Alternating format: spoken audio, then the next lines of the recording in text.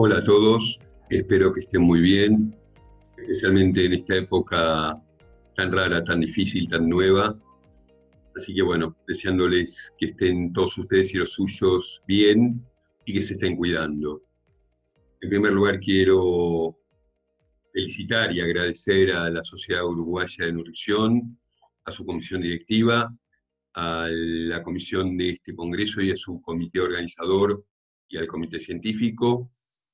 Felicitarlos por llevar adelante todo este desafío en esta época tan especial y agradecerles por haberme tenido en consideración para poder charlar acá un rato con ustedes a la distancia, por supuesto, pero en la cercanía desde los afectos como siempre. Vamos a hablar un poco de hiperglucemia y soporte nutricional y, por qué no, de soporte nutricional y la hiperglucemia, ya que de alguna manera interjuegan uno y otro y vamos a tratar de ver los dos lados de la moneda. Estos son mi declaración de colaboradores, conflicto de intereses para esta conferencia absolutamente ninguna. Y tengan en cuenta lo que todos sabemos, que la hiperglucemia es común en los pacientes hospitalizados, esto se sabe hace muchos, muchos años, y que sistemáticamente se asocia con resultados adversos. La hiperglucemia es una comorbilidad frecuente en los pacientes hospitalizados, muy frecuentes, el total supera el 35%, ronda el 38%, los cuales lo podemos dividir en un grupo de diabéticos conocidos y un grupo de hiperglucemia, la cual se va a dividir a su vez en diabéticos no conocidos, no diagnosticados, y pacientes portadores de hiperglucemia de estrés. Ahora, históricamente siempre hemos hablado de hiperglucemia como marcador independiente de la comorbilidad, hiperglucemia como marcador independiente de la mortalidad, como marcador de mayor tiempo de internación, costos, etc. Pero en realidad hoy tenemos claro que el concepto que va a marcar el pronóstico que va a marcar el aumento de la mortalidad es el concepto de la disglicemia, en la cual están incluidos la hiperglucemia, como veníamos hablando, la hipoglucemia y la variabilidad glicémica.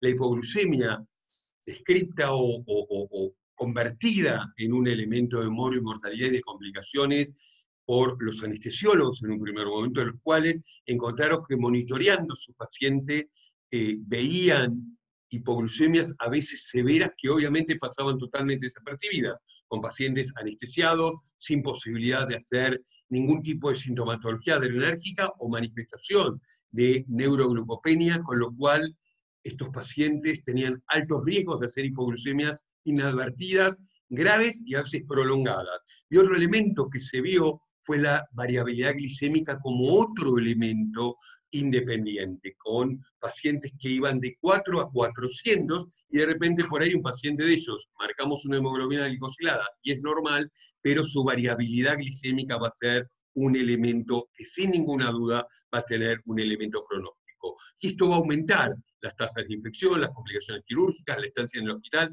las reinternaciones y por supuesto la muerte, la posibilidad de que estos pacientes se mueran. ¿Qué es lo que pasa ante una situación crítica? Ante una situación crítica, hoy hablamos mucho, a propósito de esta pandemia que estamos viviendo, de no solo las citoquinas, sino de las tormentas de citoquinas. Esto genera la liberación de hormonas de estrés o hormonas de contrarregulación, lo cual van a generar a nivel de músculo esquelético un aumento de la proteólisis. Esta proteólisis va a aumentar la liberación de aminoácidos glucoformadores que van a ir al hígado. Por supuesto, también vamos a tener glucogenólisis y vamos a tener en el hígado neoglucogénesis a través de la lipólisis, también la liberación de glicerol, y todo esto puede entrar a ser glucoformador que va a contribuir a una mayor hiperglucemia, y esta hiperglucemia en sí también va a generar un estado inflamatorio que va a cerrar esta espiral deleteria para el paciente con una mayor liberación de citoquinas y una mayor respuesta inflamatoria. ¿Cómo se va a frenar esto de alguna manera? Si bien vemos intentos endógenos de ir actuando con insulina en las distintas etapas, estos pacientes requerirán del uso de insulina exógena para frenar de alguna manera esta espiral que antes comentábamos. Y algo interesante, descrito ya hace unos cuantos años, ya prácticamente 20 años, el tema de la hiperglucemia, mortalidad e hiperglucemia y mortalidad de acuerdo a qué tipo de paciente. Como podemos ver en este trabajo de Umpierres, una de las personas que creo más experiencia y más producción tiene en lo que hace a la hiperglucemia del paciente hospitalizado, vemos que la mortalidad tanto total como en terapia intensiva, como en sala de internación general, se veía más en pacientes con nueva hiperglucemia, o sea, pacientes sin diabetes o con una diabetes no conocida que tenían estos mayor mortalidad que por supuesto los normoglucémicos o los diabéticos conocidos. Varias teorías, preacondicionamiento, de alguna manera una situación inflamatoria crónica que los mantenía en un equilibrio que los hacía soportar mejor a situaciones nuevas, distintos motivos, distintas razones, tal vez para discutir en otro momento. Pero vean cómo, acá marcado en anaranjado, aquellos pacientes con diabetes, con diabetes en celeste, en anaranjado los no diabéticos, cómo a partir de una glucemia de 140 la mortalidad era mayor en los pacientes, tanto en terapia como en piso, con hiperglucemia sin diabetes previa. Y esto se volvía a repetir en lo que antes les hablaba de disglicemia, no solo en la hiperglucemia, sino en pacientes con variabilidad glicémica, con hiper e hipoglucemia, tenían mayor mortalidad pacientes sin diabetes previa que los que sí habían tenido diabetes previa. Esto es fundamental, esto es basal, a nadie se le ocurre ingresar a un paciente sin pedirle en la rutina una glucemia. Todo paciente ingresado debe tener un control de glucemia. Ahora, si nos encontramos con glucemia mayores a 140, este paciente tiene que quedar con controles, y estos controles tienen que ser antes de las comidas y antes de dormir, o cada 4 a 6 horas en el caso que sean pacientes que no comen. En el caso de tener glucemias mayores a 140, si el diabético es conocido y tiene un dosaje en los últimos 3 meses y nos lo puede dar, no hace falta volverla a dosar, pero si en los últimos 3 meses no se ha controlado, sería importante tener una idea de cuál era su situación metabólica, y en los pacientes que no tenían diabetes conocida, vamos a pedirle una hemoglobina glicosilada para dividir, si estamos hablando de un debut diabético, de una diabetes de estrés o de un diabético no conocido. Ahora, tenemos claro que la hiperglucemia empeora los resultados, pero a lo largo de la medicina, particularmente lo hemos visto en soporte, lo hemos visto en terapia intensiva, hemos visto que cuando hablamos de alto, de bajo, empeoraba los resultados, pero cuando queríamos normalizarlos, llevando a la normalidad, no necesariamente mejoraba los resultados. Nos preguntamos o se preguntaron los investigadores en su momento si mejorar la glucemia mejoraba los resultados. Y obviamente la respuesta fue que sí. Ya en el año 97, 99, particularmente en pacientes cardiológicos, se vio que había disminución de mortalidad y disminución de las infecciones. Buscando entonces cuál era el objetivo glicémico para mejorar estos resultados, tuvimos un momento o un movimiento de bisagra que fue el famoso trabajo de Gret van den Berghe con críticos quirúrgicos, en los cuales nos mostró que terapias intensivas con insulina disminuían la mortalidad, mejoraban francamente con respecto a los tratamientos convencionales, pero tengan en cuenta que estos pacientes había claramente de manera significativa un descenso de mortalidad de la sepsis, de la insuficiencia renal, las transfusiones, la polineuropatía.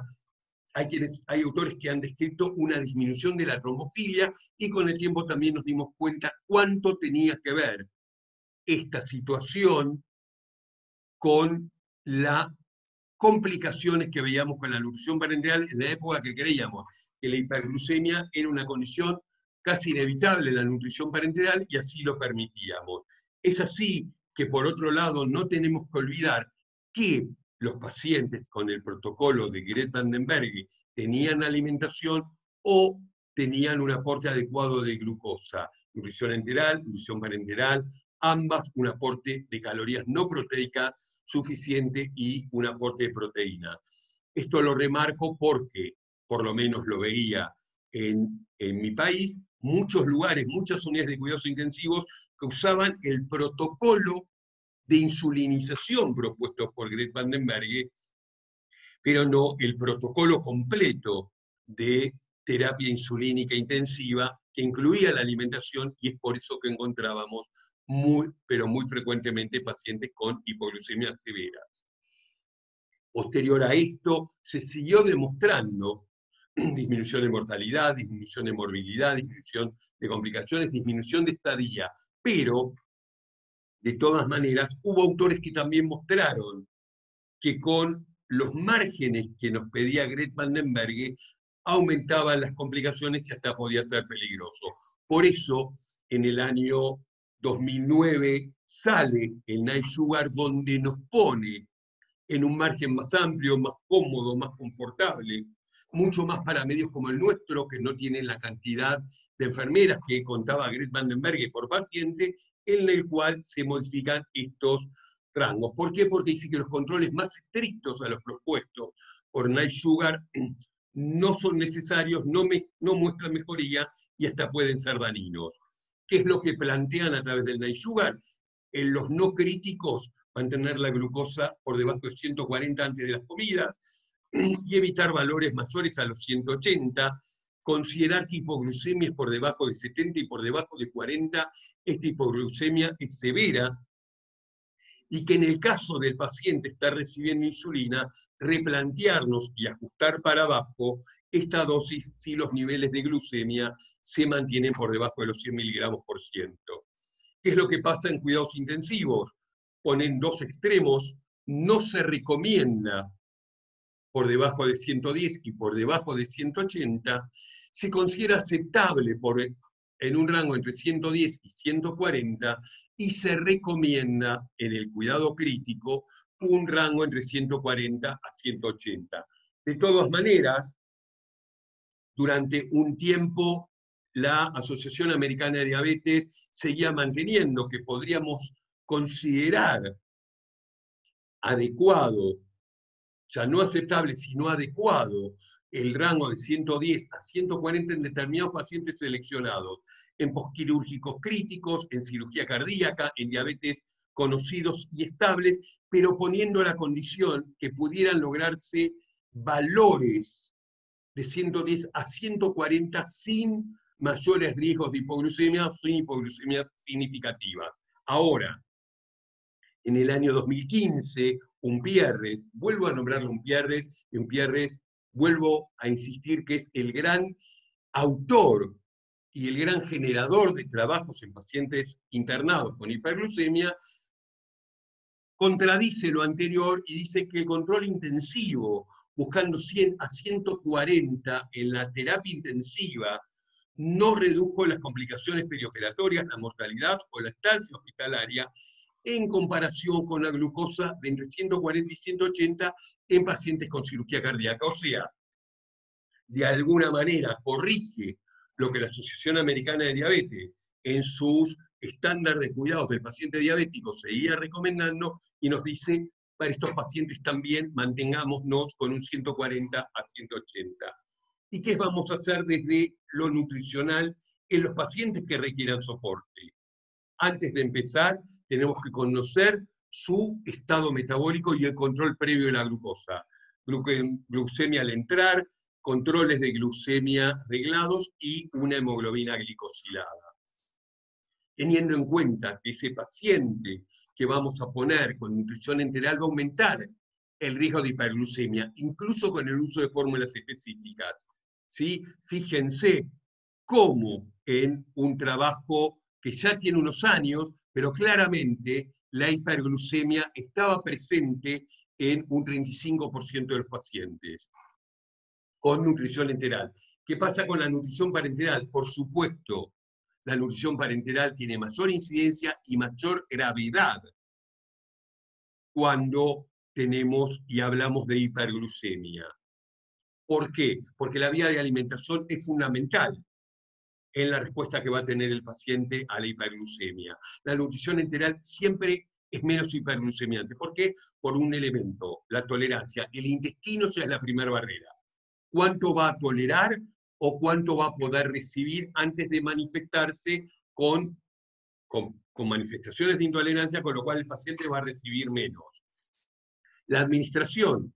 Todos sabemos que un paciente recibe un promedio de entre un 30 y un 35% menos del alimento prescripto, con lo cual este aporte de menor cantidad de hidratos y menor cantidad de calorías va a contribuir a que tenga menos hiperglucemia, y por supuesto algo que hoy conocemos todos, que es el efecto incretínico, que es el efecto que tiene el alimento en el intestino, que a través del GIP y GLP-1 va a estimular la liberación de insulina y va a contribuir a un mejor control metabólico. Entonces, estrategias, hay distintos cuadros, en general son todos más o menos lo mismo. Este propuesto por la ESER el año pasado, en el cual divide el control y el manejo en estrategias nutricionales y estrategias farmacológicas. Las estrategias nutricionales son con composición de la fórmula o la forma de administrar, no solo qué tipo de fórmula vamos a dar. Las estrategias farmacológicas con insulina o estrategias farmacológicas hipoglucemiantes no insulínicas. Acá tenemos otra propuesta de Gosmanov, trabajando junto con un Pierres, en el cual nos planteaba si el paciente era o no era diabético y si el paciente iba a recibir nutrición enteral. Nos recomendaba ya en el 2013 usar fórmulas específicas e iniciar rápidamente la insulinización con NPH cada 12 u 8 horas, glargina una vez por día, Levemir una o dos veces por día, de acuerdo al paciente, y por supuesto, hoy 2020, avalado también ya por la Asociación Americana de Diabetes, el uso eventual de insulina de Betemir una vez por día. Y esto ser suplementado por insulinas de acción corta. Reducir la dextrosa en el caso de nutrición parenteral, empezar con no más de 150, pasar a 180, 200, y así progresar lentamente, e iniciar terapia insulínica, en la cual podemos elegir mezclar la insulina en la bolsa. Esto hay autores que lo aceptan, yo mismo lo acepto, hay quienes no lo aceptan, porque si el paciente es hipoglucemia, muchas veces terminamos tirando la bolsa, empezar muy cautamente de 7 a 10 unidades cada 100 gramos de dextrosa, en el caso de la diabetes, o de 5 a un máximo de 7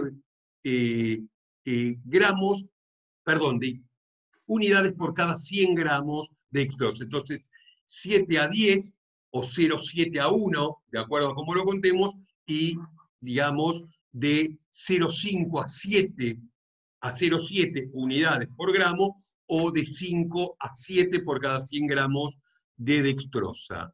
Y de la misma manera que la nutrición enteral, suplementarlo con insulinas de acción corta. ¿Sí?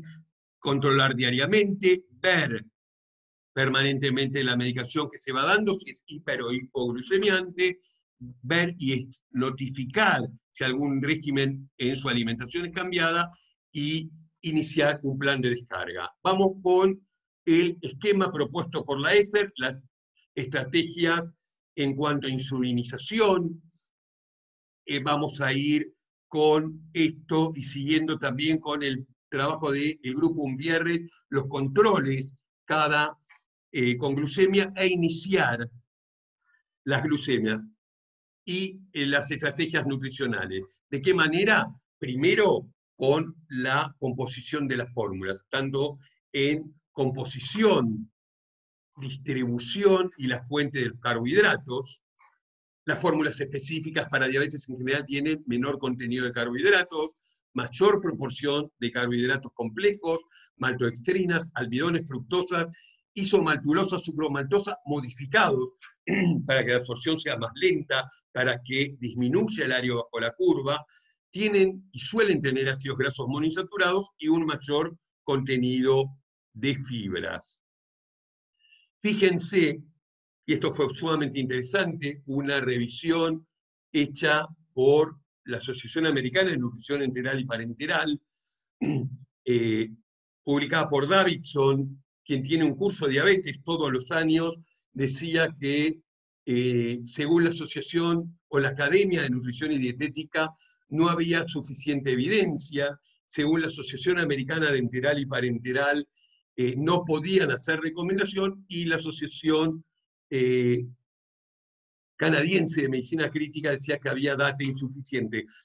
Esta revisión de todas maneras llamó la atención porque la Asociación Americana de Endocrinología, la Asociación Americana de Diabetes, la Asociación Europea, más allá de los trabajos de Umpierres, claramente recomendaban su uso. Como les comentaba, esto fue casi una toma de posición por parte de la Asociación Americana de Diabetes, en la cual mostraba que las fórmulas específicas disminuían el pico de glucemia, disminuían el área bajo la curva, disminuían la glucemia postprandial y disminuía la hemoglobina glicosilada y los requerimientos de insulina. Las fórmulas, ¿sí?, lograban un mejor control glicémico, menor requerimiento de insulina, menor complicaciones, menor tiempo de atención y disminución de la mortalidad, particularmente en los pacientes con diabetes tipo 2, todo esto en coincidencia, como pueden ver, con varios artículos. La Asociación Europea recomienda su uso porque reduce claramente la glucemia postprandial, porque reduce los valores medios de glucosa, porque reduce la variabilidad y porque hay menor requerimiento de insulina de acción corta y la hemoglobina glicosilada es mejor.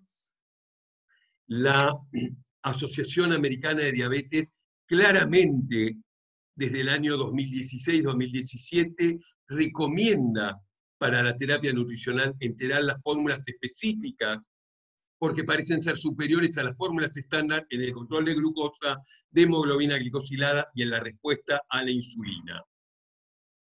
¿Qué es lo que pasa con el tratamiento farmacológico? La insulinización. Todo paciente debe recibir insulina, digamos, todo paciente con soporte nutricional que reciba insulina debe incluir la cobertura de las 3 necesidades de la insulina. Esto es, las necesidades basales, las necesidades prandiales y las necesidades correctivas. En los pacientes con diabetes tipo 1 deben continuar recibiendo la insulina basal, incluso si reciben si interrumpen la alimentación. En pacientes con nutrición enteral o parenteral, los diabéticos tipo 1 deben de seguir recibiendo la insulina, como recién les decía, pero vamos a iniciar con un 30-50% de la dosis diaria que recibía, y en ausencia de una dosis previa conocida, vamos a iniciar con 5 unidades de NPH cada 12 horas o 10 unidades de glargina o de Detemir cada 24 horas. En nutrición enteral vamos a diferenciar si es continua o es en bolo. Si es continua, podemos iniciar con una basal, como antes comentaba, un componente nutricional, que es una unidad cada 10 a 15 gramos de carbohidratos por día, y las correcciones, que es por vía subcutánea, cada 6 horas con insulina regular, o cada 4 horas si es una insulina, un análogo de acción rápida como la lispro, la espártica o la glulicina. Si el paciente se alimenta en bolo, vamos a dar una unidad de insulina regular o de acción rápida por cada 10 a 15 gramos de carbohidratos que reciba en cada alimentación, más la correctiva que se va a dar antes de cada alimentación. En la nutrición parenteral, como antes le comentábamos, a empezar reduciendo el aporte de dextrosa y se puede agregar insulina regular a la solución, particularmente si se han necesitado correcciones mayores a las 20 unidades de insulina en las últimas 24 horas. Se ha recomendado una dosis inicial de una unidad cada 10 gramos de dextrosa, esto cuando el paciente está muy estable. En lo personal, y hay autores que también lo recomiendan, sugiero comenzar con una unidad de insulina cada 15 o 20 gramos. Tal vez no sea suficiente, pero va a marcar una menor variabilidad. Y las correcciones van a ser por vía subcutánea de acuerdo a protocolo. Esto es lo que antes les comentaba y antes llegamos más a esto y vamos a seguir con lo que es el cuidado ante una hipoglucemia, porque ya tenemos qué fórmulas vamos a usar y estamos usando hipoglucemia. Vamos a evitar la hipoglucemia, pero tengan en cuenta que muchos de estos pacientes no van a tener síntomas adrenérgicos, no van a tener signos neuroglucopénicos, particularmente pacientes en terapia o en ARM, por lo cual tenemos que identificar y evitar los factores predisponentes. Estos son edad avanzada, cambios en el consumo alimentario, reducción de la ingesta, interrupción de la nutrición enteral parenteral, pacientes con vómitos, pacientes con hipoglucemiantes orales, pacientes con interrupción de los esteroides, trastornos metabólicos como la insuficiencia renal, la cual la degradación de la insulina se ve enlentecida o interrumpida, y por supuesto el uso de insulina es el gran factor de riesgo para que los pacientes puedan presentar hipoglucemia. Esta hipoglucemia va a aumentar la estancia hospitalaria y la mortalidad, como antes les decía. ¿Qué es lo que vamos a hacer? Vamos a prevenirla. Si el paciente está con nutrición enteral, vamos a iniciar y la nutrición enteral es interrumpida de manera brusca, vamos a empezar una infusión de dextrosa al 10%, en lo posible a 30, 40 o idealmente a 50 mililitros hora, reducir la próxima dosis, y esto debe mantenerse a lo largo de lo que hubiera durado esta insulina de acción rápida. Si estaba con nutrición parenteral y la nutrición parenteral es interrumpida, reducir la próxima dosis, y lo mismo poner dextrosa y reducir las dosis de insulina en todo tipo de paciente. ¿Qué es lo que pasa con el modo en el cual vamos a administrar este alimento? ¿Tiene que ver el modo? Definitivamente sí. De alguna manera, Marit, en un trabajo sumamente interesante, muestra los elementos que pueden ser dañinos cuando alimentamos de manera continua a nuestros pacientes. ¿Sí? Uno de ellos es en cuanto a la disminución de la síntesis muscular, pero en el tema que nos ocupa, Marek claramente dice que el dar de manera continua alimentación enteral disminuye la liberación endógena de, digamos, elementos incretínicos, el GIP, el GLP-1, el péptido I, la CCK, con lo cual va a haber menos liberación de insulina, aumenta la resistencia a la insulina y la frecuencia de hiperglucemia es mayor. Con lo cual recomienda el uso de bolos que generarían menos hipoglucemia. De todas maneras, si estamos ante un paciente crítico, al día de hoy, por distintos motivos, y particularmente en tiempos COVID, tanto Sociedad Americana de Nutrición Enteral y Parenteral como Sociedad Europea, recomiendan seguir con alimentación continua.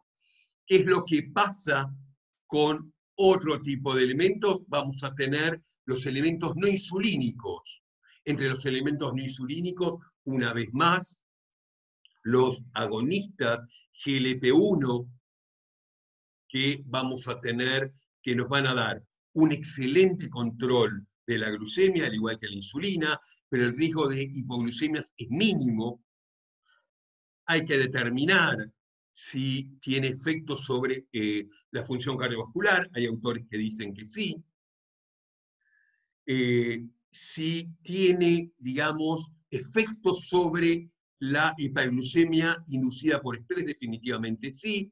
No tiene efectos gastrointestinales o son muy pocos, y a diferencia de la insulina, el uso es simple, es muy fácil monitorearlo y es muy fácil lograr una dosis, porque de alguna manera podríamos considerar que son más antihiperglucemiantes que hipoglucemiantes, con lo cual la chance de tener una aproximación terapéutica es muy fácil y de tener hipoglucemia es muy sencillo. Otro elemento que hoy se está empezando a usar con bastante asiduidad, un PR tiene varios trabajos, de hecho yo también tengo experiencia en el uso de los inhibidores de PP4 en determinados pacientes, particularmente en pacientes oncológicos o incluso en pacientes con hiperglucemias metaesteroideas. Los inhibidores de la dipeptida y peptidasa 4 puede ser una herramienta interesante a tener en cuenta, sobre todo en pacientes que se niegan o que sabemos que van a tener muy elevada dificultad de insulinización. Puede ser un elemento, pero sí no recurrir, por favor, en el paciente internado a los inhibidores de la recaptación pseudoglucosa, porque pueden aumentar la posibilidad de infecciones urinarias, de deshidratación e incluso de cetoacidosis diabética normoglucémica. Pero sí, el efecto de los análogos de los GLP-1 sí es una puerta más que promisoria para su uso en un futuro.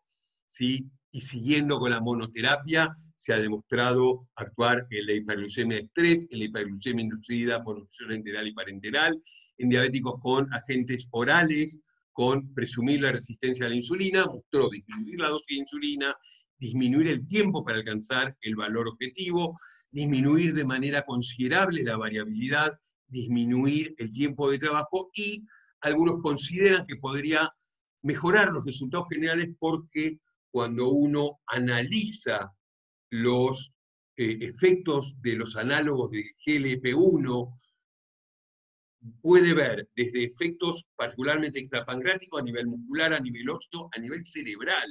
Hay trabajos mejorando las respuestas cognitivas a nivel cardíaco, e incluso podrían ser de utilidad por, digamos, el efecto cruzado GLP-1, GLP-2 en pacientes con un intestino corto con ostomías de altos débitos, con lo cual sus efectos podrían ir mucho más allá de lo que es solamente el manejo de la glucemia. Y es con esto que quise darles un pantallazo general sobre el manejo y sobre el enorme recurso terapéutico que hoy tenemos, que tiene que hacernos ver que no es solo insulina, que no es solo la fórmula, sino hay una serie de elementos a tener en cuenta en estos pacientes con hiperglucemia y soporte nutricional. Desde ya, muchísimas gracias por vuestra atención.